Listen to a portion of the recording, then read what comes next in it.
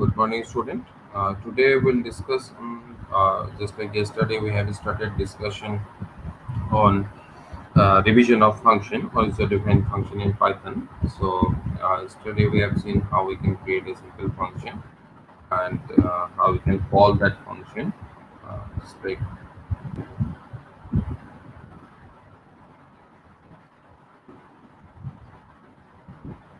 we call the function. This was the function. Yes, just like we have written two function. Def prime. It was the first function prime check. Whenever a number is prime, it will return. Um, if the number is prime, then it will return true. Otherwise, it will return false. And another was buzz number function. So when the number is buzz number, then it will return true. Otherwise, it will return false. This was the main function. These are the two function heading we have written, and from the main we have called the two function. And what is the use of print name was actually whenever we want to see the main, that means we are working on the main, that area we want to see, so then we'll use underscore underscore name underscore underscore. So this is the way. And then here it was a main driven program, so we have taken one choice, and based on that we have taken one number, and as per user choice, we have called the above two function, either prime or second one was the bus number. So in this way, we have done demonstrate the use of, or how we can create a simple function. Now, today we'll discuss about, first of all, we'll discuss about that how we can create or how we can pass the argument to a function, how we can pass the argument in a different way to a function. Now, first of all, we have to know the meaning of argument and parameter. What are argument and what are parameter? That is the first question. So, the question is there, that argument. Argument basically, there are two areas we have to always remember. This complete part, this is the area where we are writing the function. This is the complete function definition. So within the function definition here, the parameter or the argument that we are passing, that we can say one formal argument or formal parameter, and the area where we are calling the function, just like here, r equals to prime x. Here I am calling the function. So this is the area. This is called the function calling statement, and the argument that is resides here are actually called actual parameters. So now, what are actually argument or parameter? Argument actually are the values or things that are passed to the function. Just like you can see that argument here, just it is reside in the function call. So the argument that reside within the function call, that are called argument, or the values that resides under the function called are argument. Okay, and that are received. Received means here you can see that x is sent from that function calling statement, and it has been received from this function header. So this is the function parameter, you can say.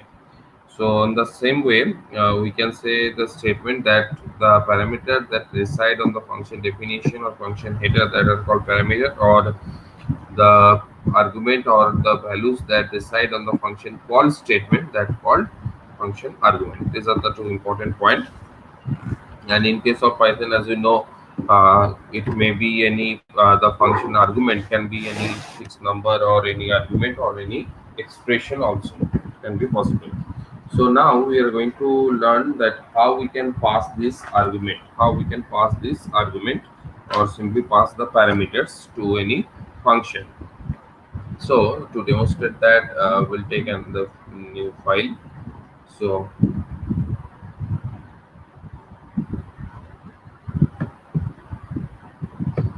we'll by this program we'll demonstrate passing arguments. Now, how we can pass argument? There are three ways to pass argument. Number one is positional argument. Positional argument.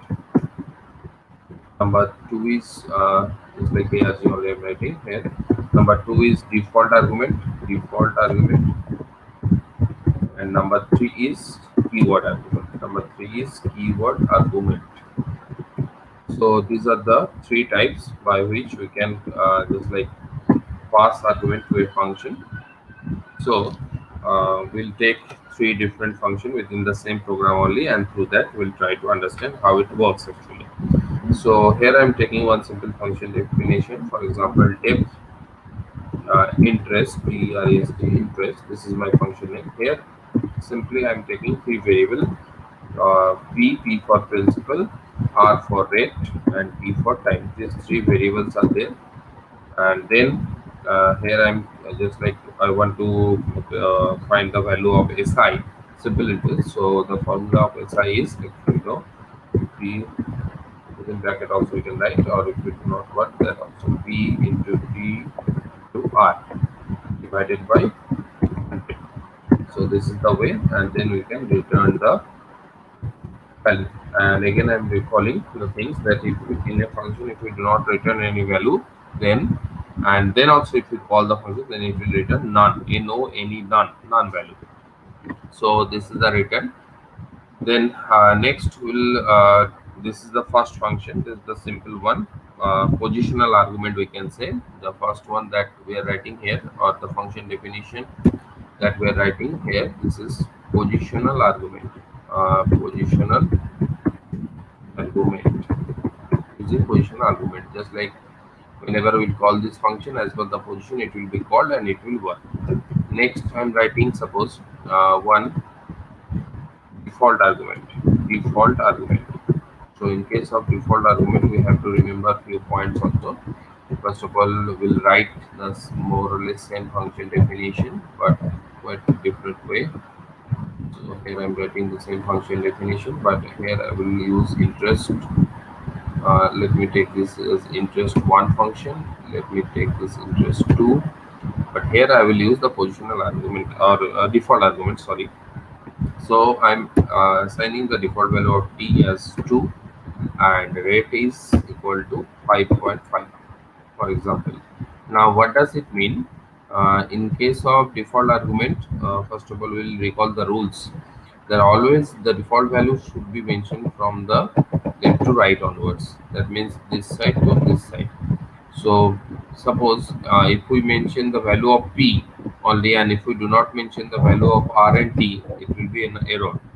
So always will mention from this side to this side. That if your T and R is mentioned, so you can mention the value of P also. But if your T and R here is not mentioned, in that case, it will not work. So this is only called positional. Sorry, it is only called default argument. That means whenever any value will not be passed to any function, it will take the default value. So this is the meaning. So let me take this R as 5 only. So this is the second version, that is default argument. Now I'll go for the third one, that is position keyword argument. Third one is keyword argument. So this keyword argument, here also I'm taking the same one, interest 3 I'm supposed taking, and here in the same way for keyword argument, this PTR only I will take. But so here I'm taking PTR, the first one only, then SI equal to PTR into 100, P into T into TS R divided by 100. This is the thing, and then we'll write return, sorry, return SI, return SI, return SI. So this is the three types of argument. So whenever we have written three types of argument, after that now we'll go for the main, and we'll call these three types of function. So here I'm writing just like int underscore name. Whenever we want to show the main is working, so that in that case we will give this underscore name. We can print. Then we'll call all the three types of parameters. So first we're calling positional argument. Calling positional. Now why it is called positional argument? Actually here, suppose I'm calling the value of SI. So for example, I'm taking S1 only for the first function. So here I'm calling the first function. Sorry,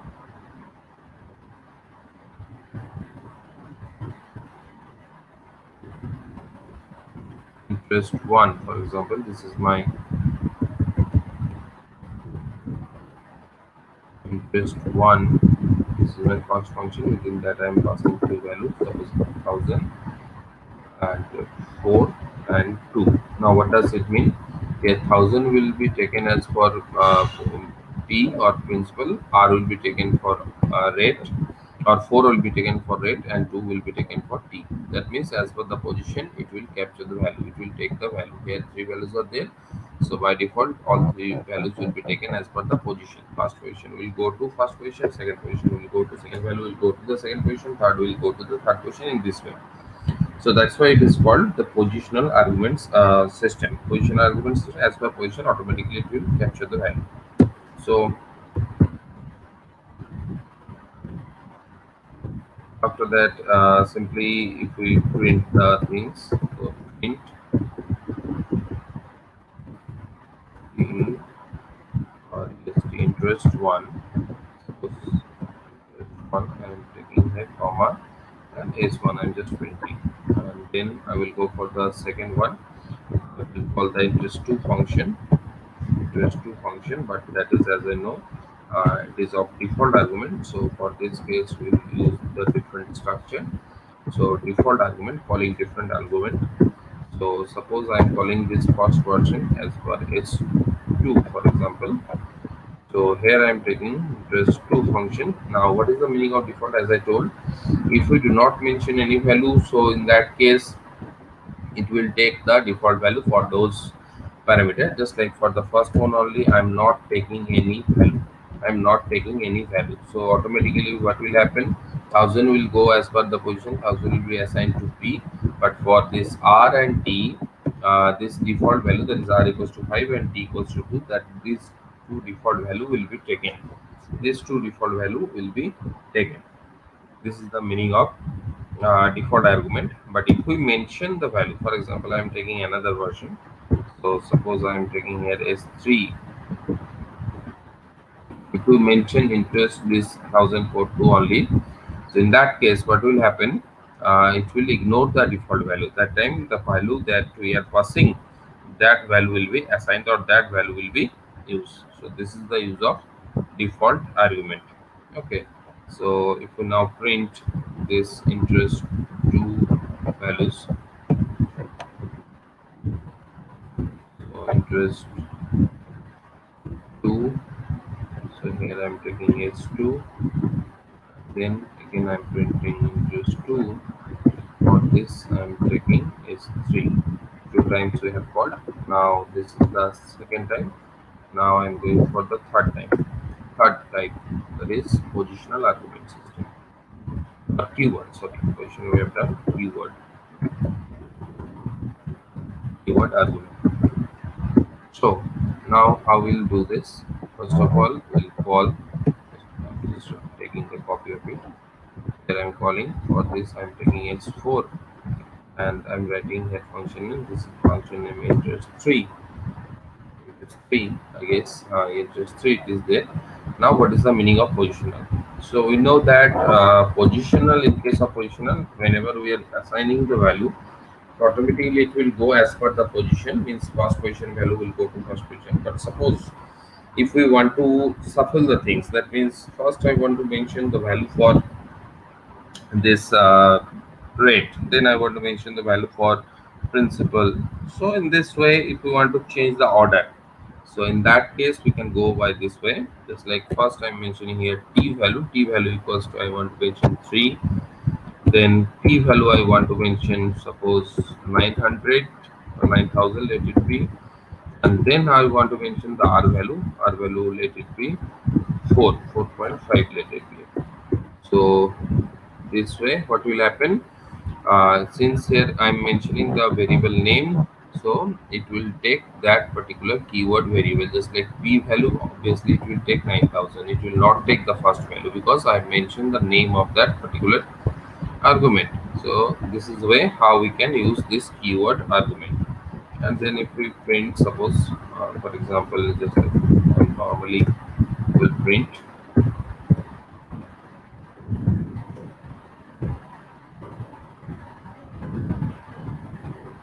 interest 3 equal to, then we're going to print the things.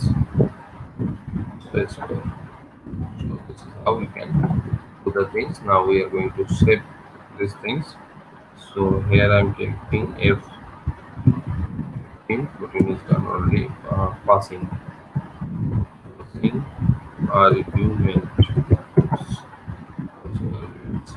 So I'm just saving the program. Now we'll run the program. So here we can see. So if we just compare with the things,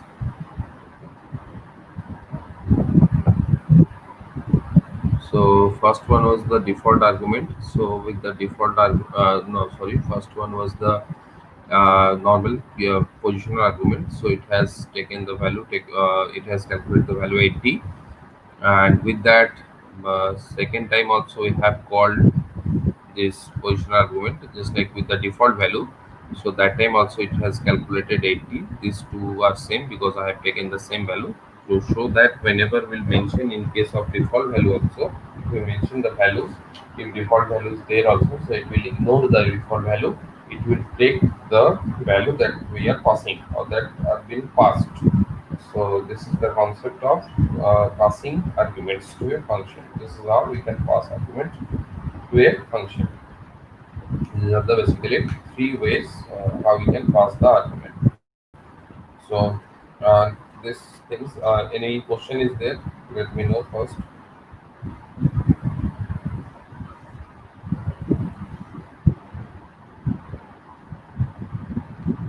Okay. Now one topic we're going to discuss now, that it is very important one, that in case of suppose just like, okay, let me take a fresh new. So we know that in other programming language quite it is not visible, but in Python it is very interesting that in Python it can return multiple values also, but in other language it is quite not possible. So that will demonstrate, that means passing or simply returning multiple values. So just I'm randomly taking function one only.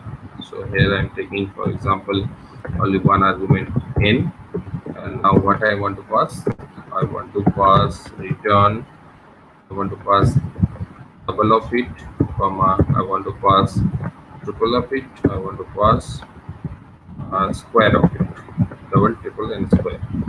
And suppose I'm calling the function.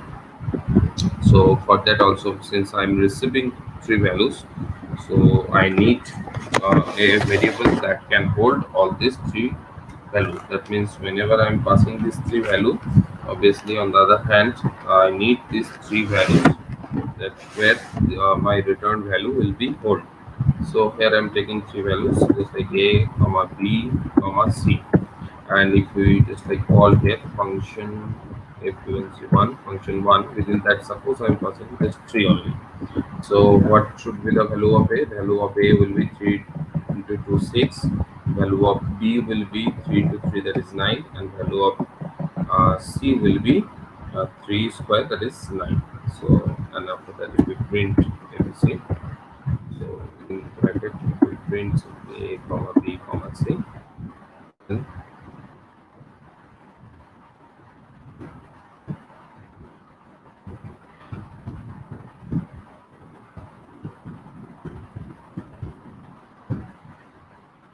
to run the program. So here you can see it's equal 9. So this is the way that how we can uh, use a function that can return multiple values. This is a very important one. Okay. Now we are going to explain the scope of variables. Basically, there are two scopes, that is local scope, global scope. So in case of Python, scope is determined by one rule, that is eligibility rule. So using that rules, things are also called name resolution, which is only in scope of the name. So using that rule only, the scope of the value is determined. So whenever, what is the meaning of now global and local? Just let me take another new function here. So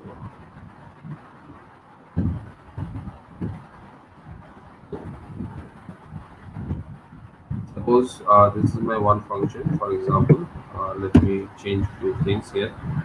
Suppose at the top I'm just defining one value p equals to 5.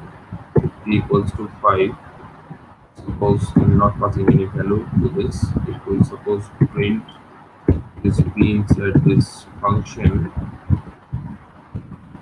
and after that change. If you try to change the value, p plus equal to 5, p plus equal to 5, and then we print again p.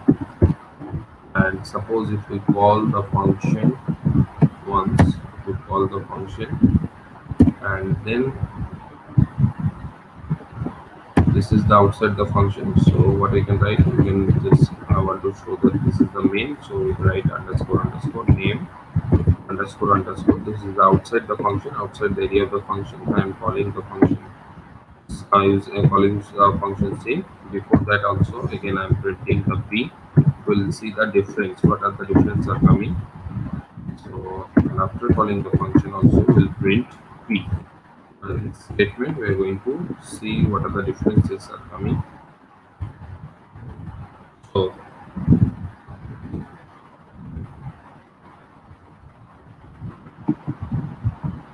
yeah, the error is coming. First of all, it is showing the value of p is 5.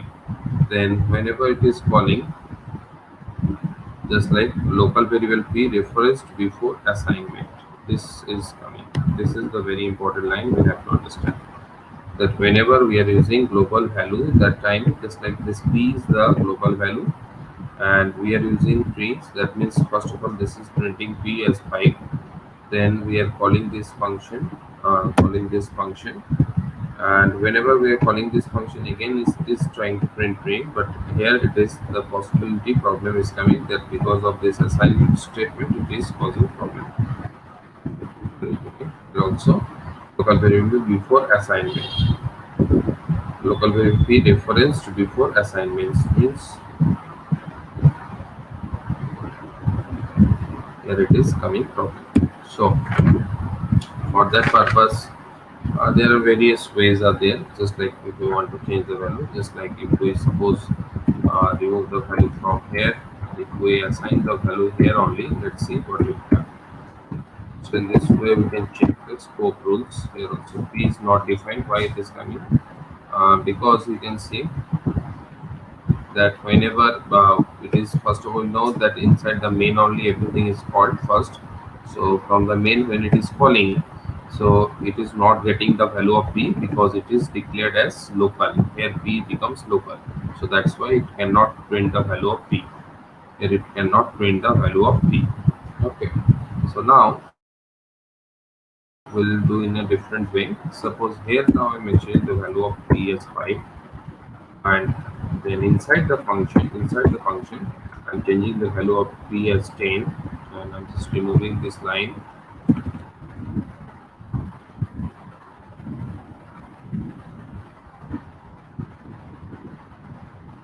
and call the function this way.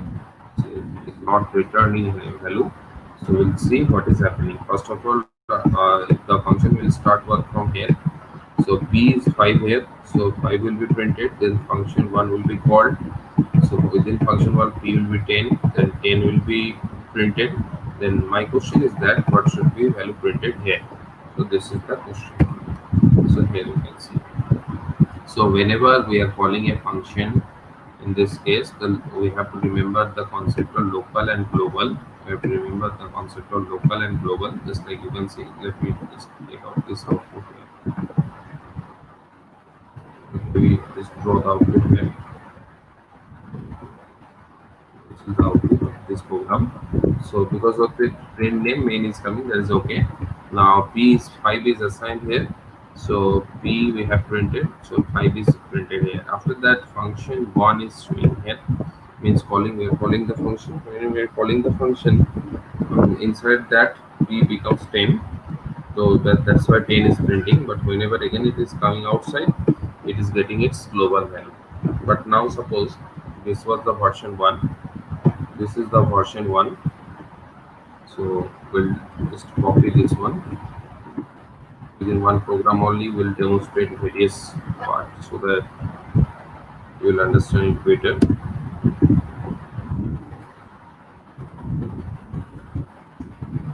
Version 1, from here to here.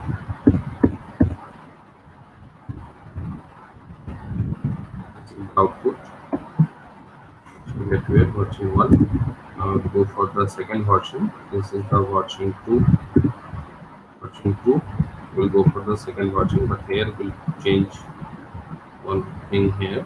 Just like here, we'll write global P. Global P. Now we'll see the difference.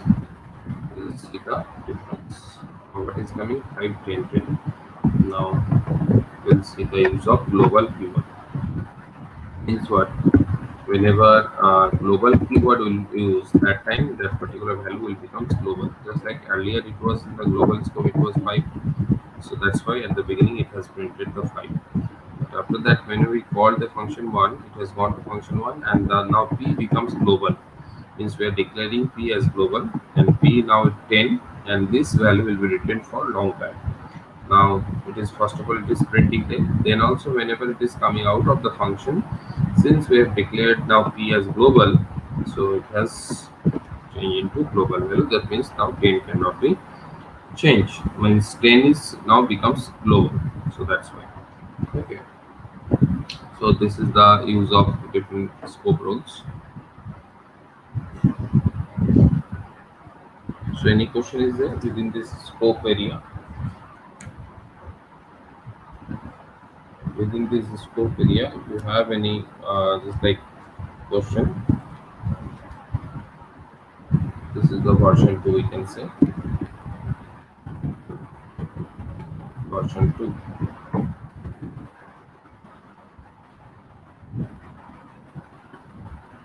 So